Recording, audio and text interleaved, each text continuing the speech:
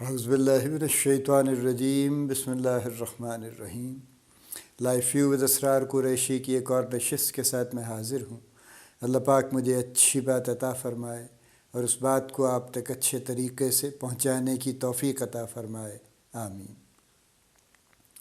ایک معاملہ ہے جس پہ مینجمنٹ کے حلقوں میں جنرلی کوئی گفتگو نہیں ہو رہی، آلدو مینیجرز بھی اس کا شکار ہیں اور امپلائیز جو نان مینیجیریل کارڈرز میں ہیں وہ بھی اس کا شکار ہیں، لیکن عام طور سے اس پہ کوئی بات نہیں کر رہا۔ نہ اس پہ ایچ آر ڈپارٹمنٹس کوئی گفتگو کرتے ہیں، نہ اس پہ مینجمنٹ کوئی گفتگو کرتی ہے، اور اس کا نتیجہ یہ ہے کہ یہ ایک جس کو ہم عام لفظوں میں ایلیفنٹ ان دی روم کہتے ہیں، کہ ایک ایلیفنٹ ان دی روم کھڑا ہے، لیکن اس کو نہ کوئی ریکگنائز کر رہا ہے، نہ اس کی ایگزسٹنس کو کوئی مان رہا ہے، نہ اس پہ کوئی بات کر رہا ہے۔ یہ معاملہ ہے مینٹل ہیلتھ ایٹ ورک کا۔ اب یہ لمبا ٹاپک ہے اور اس میں ہم کوشش کریں کہ مختلف اس کی ڈائمینشنز پہ ہم بات کر لیں۔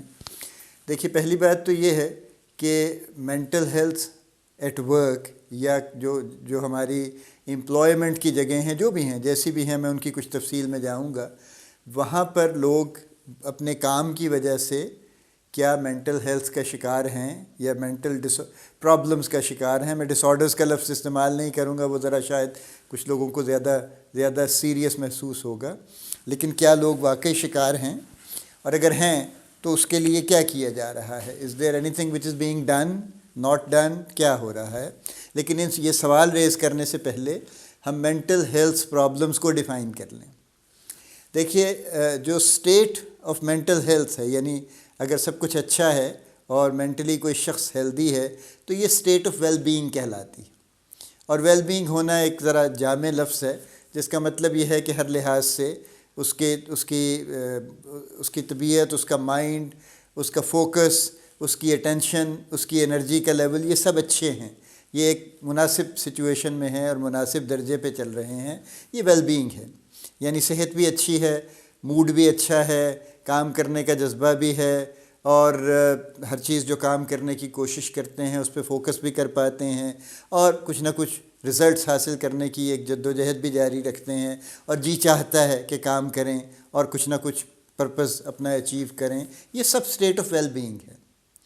تو اس کی ایبسنس پارشلی یا کمپلیٹلی وہ ظاہر ہے مینٹل ہیلتھ کا پرابلم ہے، اور یہ ایسی اسٹیٹ ہے ویل بینگ کی کہ اس کے اگینسٹ چونکہ تھریٹس کافی ہیں جن کی ہم بات ابھی کریں گے، تو اس وجہ سے ویل بینگ ایٹ سٹیک رہتی ہے، اور ہر کسی کی رہتی ہے۔ ورک پلیس، ہم چونکہ فوکس ورک پلیس پہ کر رہے ہیں، زندگی میں بھی ہے، یعنی عام سڑکوں پہ چلنا پھرنا آج کل خاصا سٹریسفل ہے نا، چونکہ کچھ بھی ہو سکتا ہے، کوئی اچانک کسی کا موڈ خراب ہوگا، کوئی لڑائی شروع کر دے گا، کوئی پہلے آ کے موٹر سائیکل گاڑی میں مار دے گا، یا موٹر سائیکل میں مار دے گا، اور اس کے بعد لڑنے بھی کھڑا ہو جائے گا۔ یہ ابھی چند دن پہلے بھی ویڈیو ایک چل رہی تھی، کوئی بڑی گاڑی والے صاحب کسی چھوٹی گاڑی والے کو ٹھڈے مار رہے تھے اور پتہ نہیں کیا کچھ ان کو بول رہے تھے، اور اس طرح کے۔ ابھی کل کسی خاتون نے ٹویٹر پہ ایک ویڈیو لگائی کہ جی یہ دو بائک والے نوجوان، انہوں نے میرا بڑے لمبے دیر تک فالو مجھے کیا اور بار بار میری گاڑی کے قریب آ رہے تھے۔ تو سڑکوں پہ چلنا بھی بڑا مشکل کام ہو گیا ہے، اور جو اسٹریٹ کرائمز ہیں وہ اس کے علاوہ ہیں کہ کوئی شخص، کوئی خاتون، کوئی آدمی کوئی جا رہا ہے، کوئی موبائل پہ خدا نخواستہ گفتگو کر رہا ہے راستے میں، اور کوئی اس کا موبائل اچک لے، یا وہ اچھے خاصے جا رہے ہیں، اور یہ سب واقعات ہو رہے ہیں، ہر روز ہوتے ہیں۔ تو ایک اوور آل جو تھریٹس ہیں مینٹل ہیلتھ کے لیے، وہ تو پوری زندگی میں چل رہی ہیں، اور ہمارے ملک میں خاص طور پہ بہت زیادہ چل رہی ہیں اس وقت۔ ہم جیسے اور ملکوں میں بھی چلتی ہیں، لیکن ہمیں تو اپنے ملک سے دلچسپی ہے نا، باقی دنیا میں کیا ہوتا ہے یا نہیں ہوتا ہے یہ ان کے مسائل ہیں، ہمیں اپنے مسائل حل کرنے ہیں۔ اینی وے، سو مینٹل ہیلتھ کی ڈیفینیشن ہم اس نشست میں کم از کم مکمل کر لیں کہ مینٹل ہیلتھ، میں نے کہا، اسٹیٹ آف ویل بینگ ہے، اور اگر وہ ویل بینگ پارشلی یا کمپلیٹلی موجود نہیں ہے تو یہ مینٹل ہیلتھ کا پرابلم ہے۔ اب 4 بنیادی طور پہ مینٹل ہیلتھ ایشوز ہیں جو کہ ورک پلیس میں سب سے زیادہ نظر آتے ہیں، ان کی ریزنز پیچھے اس سے زیادہ ہیں جن کی ہم بات کریں گے، پہلے ہم وہ آئیڈینٹیفائی کر لیں۔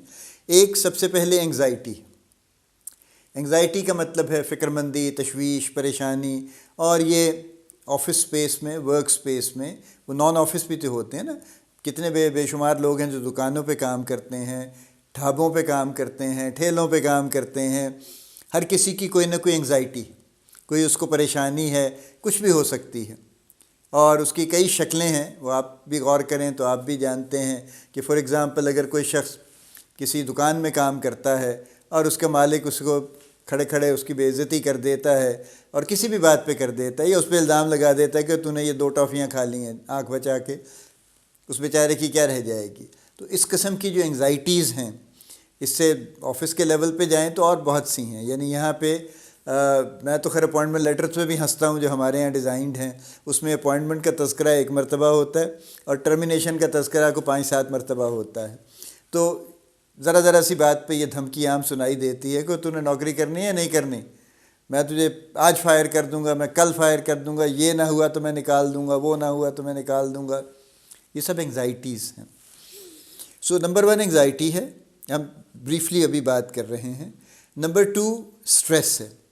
انگزائٹی کی وجہ سے اسٹریس پیدا ہوتی ہے نا، ایک تو ظاہر ہے، لیکن کچھ اور فیکٹرز کی وجہ سے بھی اسٹریس پیدا ہوتی ہے. فار ایگزامپل کام کا بوجھ زیادہ ہے، یعنی جتنا کسی شخص کے ذمہ کام ہونا چاہیے اس سے اس پہ زیادہ لاد دیا جائے، یا اس کے ورکنگ انوائرمنٹ اس طرح کے کر دیے جائیں کہ جس کی وجہ سے وہ اسٹریسفل ہو جائے، یا ماحول میں ہراسمنٹ فار ایگزامپل آ گئی اور ہراسمنٹ کی وجہ سے یا لوگوں نے کسی کا مذاق اڑانا شروع کر دیا، خواہ مخواہ اس کو ٹارگٹ کر لیا اور اب صبح شام اس کا مذاق اڑائے چلے جا رہے ہیں. وہ لڑکا ہو لڑکی ہو کوئی بھی ہو، اس کو خواہ مخواہ بلی کیے جا رہے ہیں. یہ سب چیزیں اسٹریس پیدا کرتی. تو اسٹریس صرف یعنی وہ اس وجہ سے انگزائٹی کی وجہ سے نہیں ہے، اور فیکٹرز بھی ہیں ایسے جو اسٹریس پیدا کرتے ہیں. سو نمبر 2 اسٹریس ہے. نمبر 3 جب لوگ کوپ نہیں کر پاتے تو پھر وہ ڈپریشن میں جاتے ہیں، اور ڈپریشن کا مطلب یہ ہے کہ پھر وہ ان کو یہ گریجولی احساس ہونے لگتا ہے کہ دے کی ناٹ کیپ پیس، وہ چیزوں کی رفتار کے ساتھ نہیں چل پاتے، نہیں چل پا رہے، اور ان کے لیے شاید ممکن نہیں ہے. تو اس کی وجہ سے ان میں پھر ایک ورتھ لیسنس کا احساس ہوتا ہے. اس کی وجہ سے ظاہر جو ڈپریشن کے جو ٹپیکل سمٹمز ہیں وہ آتے ہیں، اور اس کی ہم بات پھر مزید تفصیل میں کریں گے. یہ تیسرا ڈس آرڈر ہے. اور چوتھا ڈس آرڈر جو ورک پلیس میں نظر آتا ہے وہ برن آؤٹ ہے. برن آؤٹ بھی ایک کامن ٹرم ہے جس میں ایک سٹیج ایسی آتی ہے جہاں پہ کوئی یہ سمجھتا ہے کہ بس میں نے 10 سال 5 سال بے شمار محنت کر لی، بہت کچھ میں نے کرنے کی کوشش کر لی، اب سمہاؤ مجھ میں اب وہ ڈرائیو نہیں ہے، مجھ میں وہ انرجی نہیں ہے، I just cannot do it anymore you know. اور یہ سٹریس کی وجہ سے نہیں ہے، یہ ایک فیلنگ ہے کہ بس what ever I could do میں نے کر دیا، میں بس اب ختم ہو گیا ہوں، میں برن آؤٹ ہو گیا ہوں. برن آؤٹ اسی لیے کہتے ہیں نا کہ بس اب ختم ہو گیا ہوں، میں اس سے زیادہ میں اب مزید نہیں کر سکتا. تو یہ چوتھا ہے، یعنی انگزائٹی، سٹریس، ڈپریشن اور برن آؤٹ. یہ 4 میجر آفس اسپیس کے یا ورک پلیس کے ایشوز ہیں جو مینٹل ہیلتھ سے ریلیٹ کرتے ہیں. اور مینٹل ہیلتھ، میں اس نشست کے آخر میں یہ ضرور کہنا چاہوں گا، یہ ایک بنیادی طور پہ وشس سائیکل ہے. انگزائٹی ہوگی تو ایک سرٹن لیول تک پرفارمنس بڑھے گی، اس کے بعد کم ہونے لگ جائے گی، اور اس کی وجہ سے مزید انگزائٹی ہوگی. سٹریس ہوگا، پرفارمنس پہ اثر پڑے گا، سٹریس مزید بڑھے گی. ڈپریشن میں چلے جائیں گے تو اور زیادہ کام کی جو پرفارمنس ہے، جو کام کرنے کی صلاحیت اب کم ہو جائے گی.